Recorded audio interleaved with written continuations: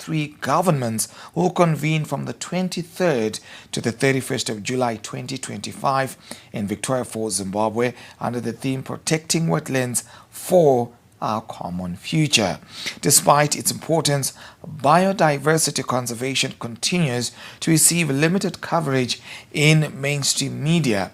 Critiques cite the lack of specialized environmental journalists and the exclusion of rural and marginalized communities, who are often the most affected by biodiversity loss, yet the least represented in the media narrative.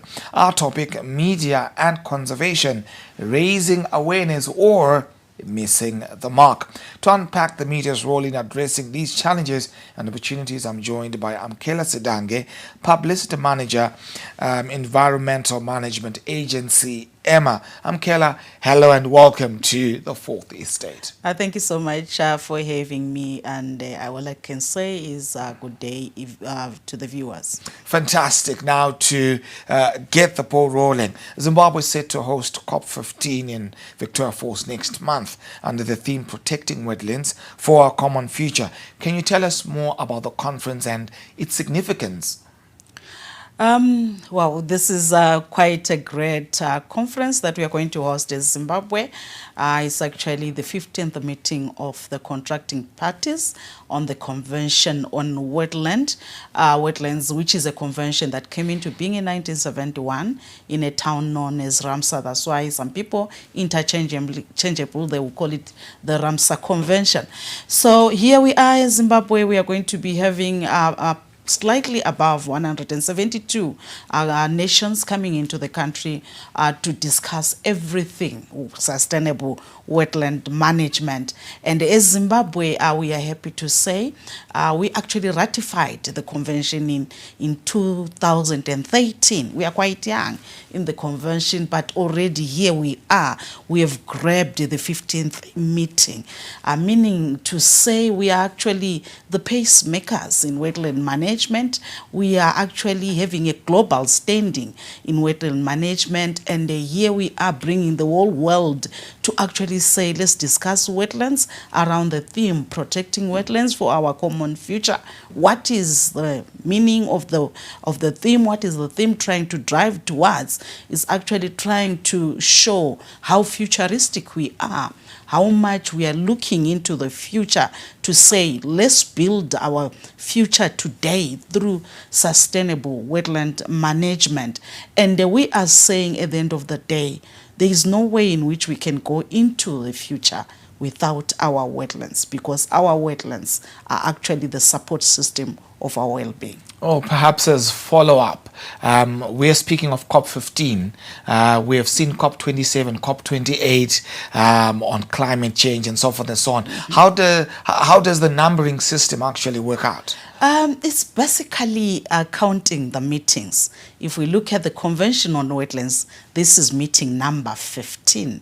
If you look at the UNFCCC, the World Climate Change one, I think now they will be going into meeting number 30. And if you look at the Convention on Biological Diversity, they will be going into meeting number 17, if I'm not making a mistake. And if we look at the UNCCD, that is the one that looks at combating desertification, they will actually be going into meeting number 17 this year. So it's just the number of meetings per convention. Right, so yes. Just from what you have indicated, there are about 4 conferences that run with the prefix COP, and of course suffixed by the specific number in question. So it would be important to understand what's the context against which we are having the COP as well as the number. Again, in this case, Zimbabwe is hosting COP15 on wetlands conservation. Fantastic. Moving forward, there's been growing momentum around wetland and conservation issues in public discourse.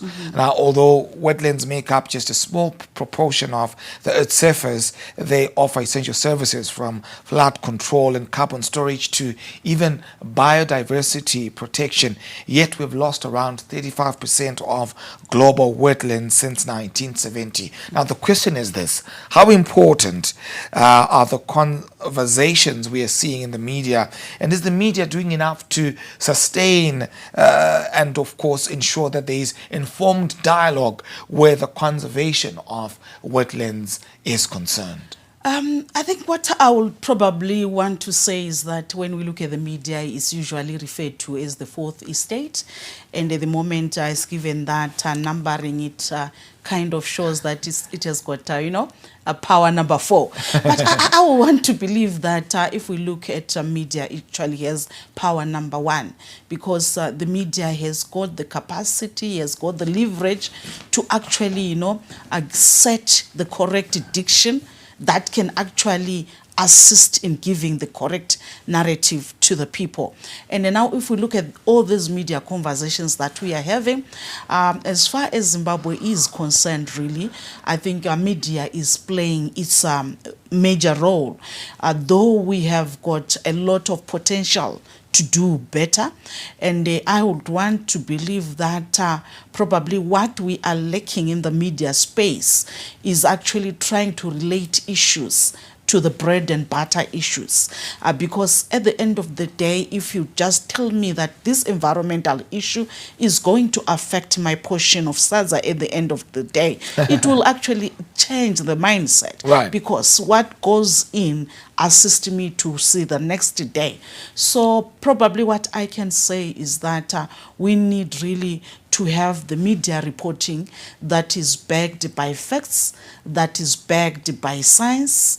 And if you are to say, for example, you actually say in Zimbabwe, if we look at the costs that are associated with land degradation, it's actually taking about 6% of our own GDP. So if we relate these 6%, 6% of our GDP actually goes to the costs that are associated with land degradation. It could be probably land degradation has led to poor land productivity. We've got poor agricultural produce. We need more food.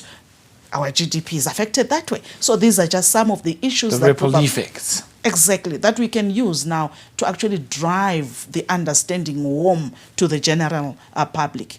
Right. The COP15 conference is, of course, a pivotal moment in the global climate conversation, bringing together leaders, policymakers, and environmental advocates to strategize on wetland protection and resilience. Question is this: do you think that hosting this conference will serve as a turning point, boosting the country's commitment to meaningful wetland preservation and policy enforcement? I would want probably to make everybody understand that just by hosting the conference means a lot or says a lot about how Zimbabwe is viewing wetland management. Where are we? Where are we? What I can probably point out is that we have ratified the convention. And by ratifying the convention, we've placed ourselves in the global arena of wetland management. We have not stopped from there. We have adopted the principles of the convention and we have implemented them. Mm-hmm. If we look at the principles of the convention, it actually talks about the wise use of wetlands. That is another principle. And another principle is actually talking about gazetting, or rather, can I say, identifying wetlands of international importance and setting them aside or gazetting them as Ramsar sites. Already we've done that. We've got 7 of them. And if you look at generally, it also tries to push towards wetland utilization that is into the future, the sustainable wetland management, or as it were. And already we are there. How so? The 7 Ramsar sites that we've gazetted together they've logged about plus or minus 400,000 hectares of wetland land under sustainable management. That is a huge feat on its own. And that also goes to say those Ramsar sites, 5 of them, they build towards the tourism of this country. Right. Most of them, they are under the national parks, they feed into the tourism. And we cannot run away from the fact that one of the 7 wonders of the world is Victoria Falls, and it's one of our Ramsar sites. 7 Ramsar sites. It's a 7x7. And we are saying we did not stop there. We also went further to put enabling legislation. If you look at the Environmental Management Act, Chapter 20.27, is quite, talking so much into the sustainable management of wetlands. And other than that, there are other pieces of legislation. The Water Act is one of them that I can cite. So much talking to the wetland management, the RDC Act, and all these are other acts of importance.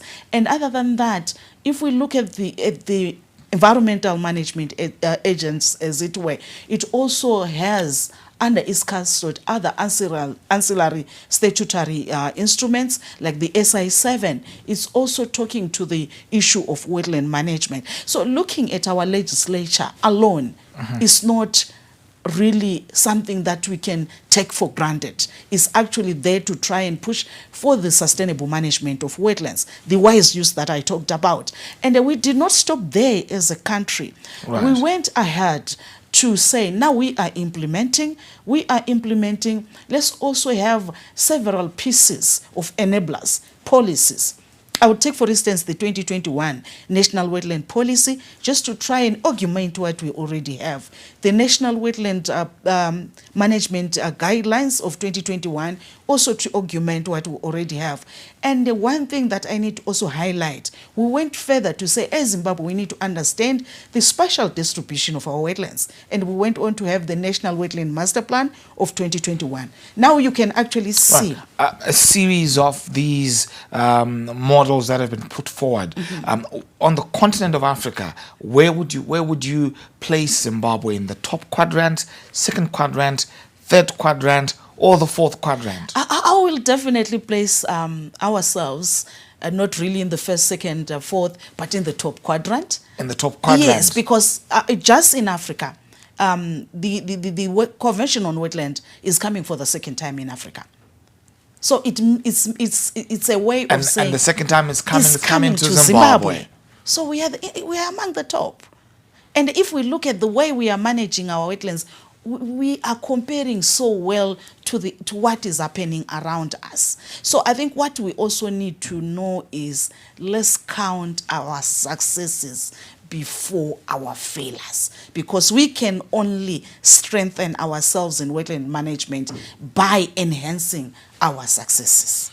Right. Let's talk about the communication of this very subject, a pertinent subject at that, in today's age, against, of course, the context of social media, and which has, of course, proved to be a very powerful tool of communication. Now, how is Emma leveraging social media and other platforms to inform and involve the next generation, especially against the context of the COP15 that's being held on Zimbabwean soil? You know, when social media started, we kind of thought is something that is, just coming to disrupt the norm. But if we look at it this way, social media is no longer social. It's actual business media. That's where everything happens. And we need to understand one thing: as we use social media, it can build or destroy. Why so? Because there's tendency for everyone to have, that free play on social media. But when it is used responsible, it has got more advantages. Why am I saying so?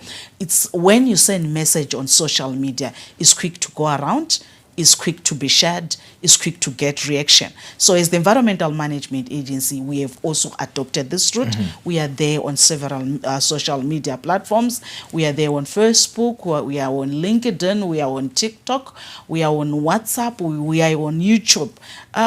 we are almost on all the social media handles, and if I can point out that the reactions that we are getting from social media that are able to actually build us up or construct our programming is so huge, and we are benefiting as the agency as well as the end users. Well, time for us to take a breather. When we come back, we continue with this pertinent subject. The Fourth Estate will be right back. Don't go anywhere.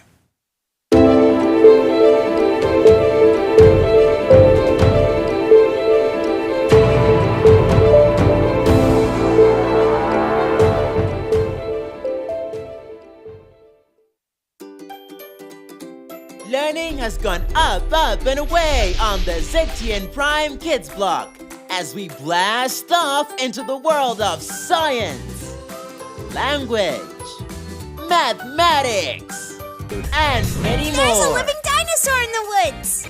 Get the crew together, let's have an after-school homework party. Your friends would think so too. Definitely.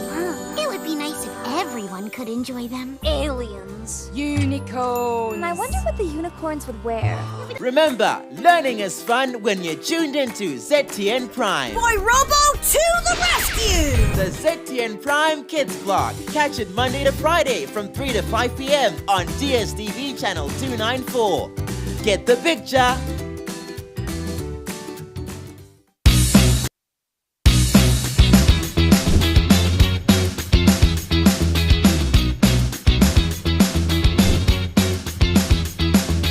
Dental checkups, experiments, games.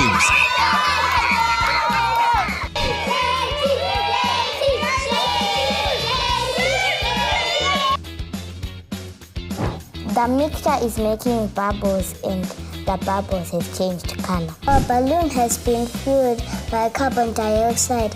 We have it all right here on Happy Sprouts. Catch us exclusively on ZTN Prime, DSTV channel 294.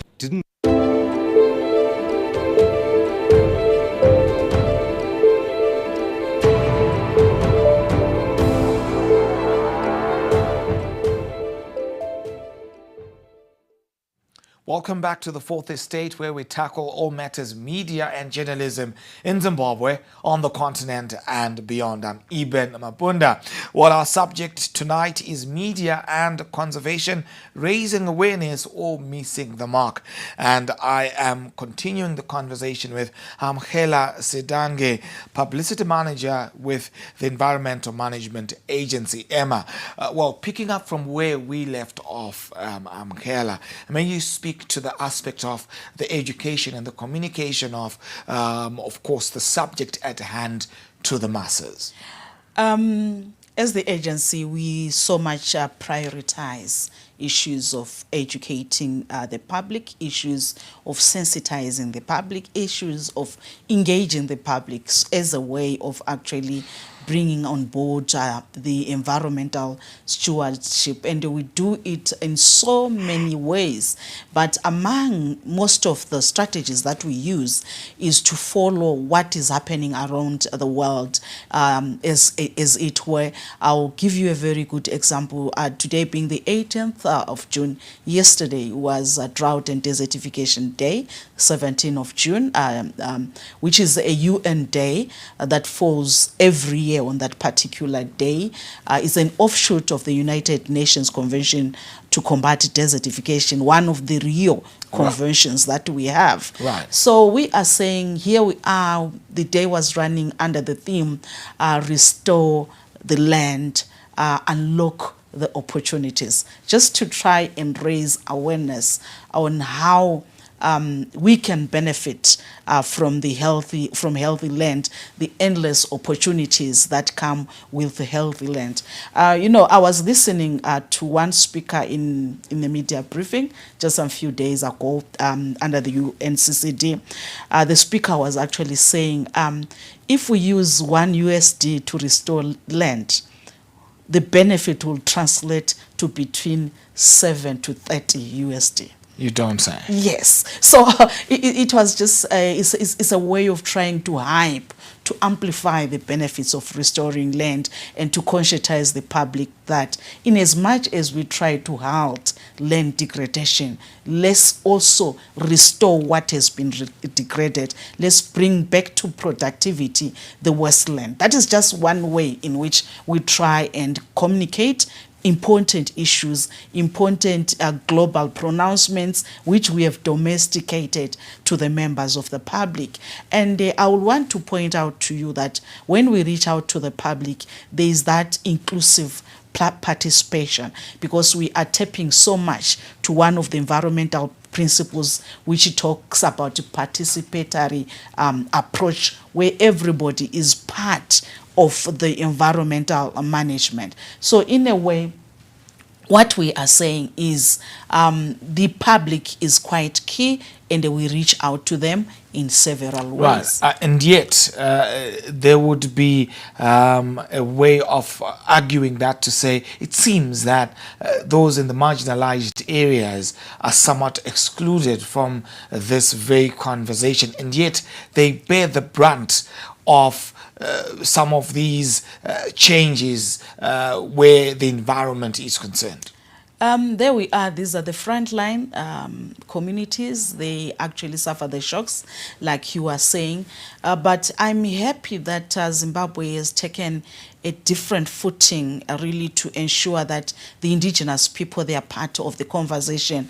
Let's look at the community radios that we have in the country. I'm happy to say, as Emma, we are very much riding on the community radio stations to reach out to communities in their best, in their own setup, using their languages. And we are getting a lot of positive feedback. Imagine we are there in Abusheni, we are there in Karanda, we are there in Madziwa, Tepe, Manama, in Sutu. So it's a kind of saying we are sending environmental information to the owners of the natural capital in their own language, in their own understanding, just to ensure that we build the custom. Now, one persistent challenge is the lack of specialized environmental journalists in Zimbabwe. How big an obstacle is this to effective biodiversity communication, and what steps can be taken to build capacity in environmental reporting? In Zimbabwe, it is to a certain extent, because over time what I've realized is that there are some environmental issues that actually take precedence. You find we tend to talk so much about climate change and forget that actually climate change results from biodiversity loss. So there is need to actually set a space whereby media gets to understand how there is that intricate relationship between these different concepts, and get to, report in such a way that they show how connected they are. So it's not really an issue that we can say it's a challenge, but it's actually giving us an opportunity. What opportunity? It then drives us towards creating enablers for media, just taking media through, giving them workshops, giving them better understanding, such that they get to appreciate more on these environmental issues. And we don't tend to have event-driven reporting, where when there is an event, then we have this, bars around the thing. Remember what happened around Lake Chibero? It was as if this has never happened anywhere in the world. And this is why we are saying, if only people had understood what led to the Chibero issue, then we're actually going to use media to give the correct narrative of the scenario. Now, as we round up, Angela, there's been growing debate around the idea of African solutions to African environmental challenges, particularly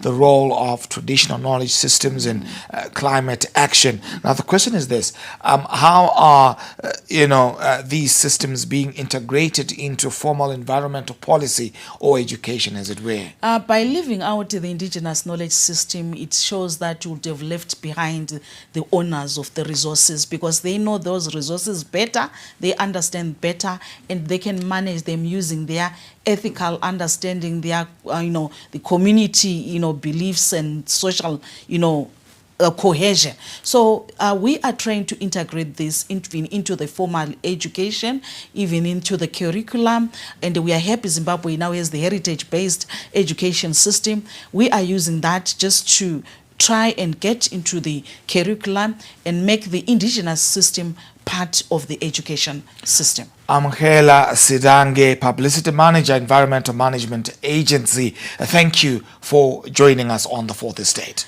I cannot thank you enough, and I'm saying let's continue sending the message out. Fantastic, and of course that's a wrap on the Fourth Estate this evening. Do follow us on our social media handles as Papers TV Network as well as at ZTN Prime. Your thoughts and your views are important to us. Amibe Mnabunda, the money man, let them do what they do. When we do what we do, we mean business. Thank you for watching and have a good evening.